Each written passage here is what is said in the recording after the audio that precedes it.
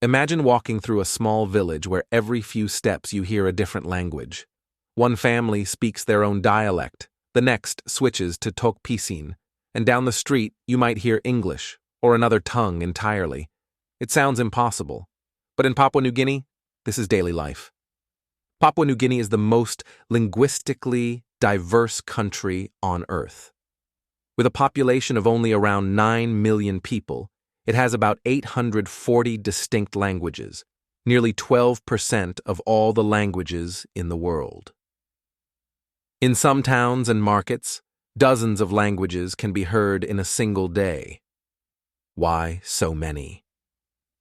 The answer lies in geography and culture. Papua New Guinea is filled with mountains, valleys, jungles, and scattered islands. For centuries, these barriers kept communities separated. Each group developed its own way of speaking, passing down unique words and grammar.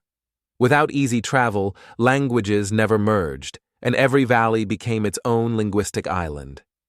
Here, language is identity.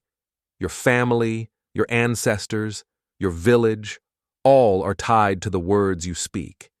Even when communities met, people held onto their languages proudly, seeing them as a symbol of belonging. The result is astonishing.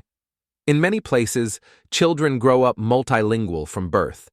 At home, they speak the village language. At school, English. With friends, Tok Pisin, the national Creole. Sometimes another dialect with neighbors. Switching between tongues is normal. It's survival. But this diversity creates challenges. How do you run a country with hundreds of languages? How do you share news or educate children when every valley speaks differently? The solution has been Tok Pisin, a Creole that blends English with local words. It began as a trade language and is now spoken by most Papua New Guineans. English and Hirimoto are also official, but the smaller languages still live in songs, stories, and conversations. Still, the future is fragile. As cities grow and the internet spreads, many young people turn toward Tok Pisin or English. Some traditional languages have only a handful of speakers left. Linguists warn that unless they are preserved, many could vanish in a generation. Papua New Guinea is often called a living museum of languages. It shows how creative people can be in the ways they communicate, and how identity is carried in every word. The village that speaks 100 languages isn't just a curiosity.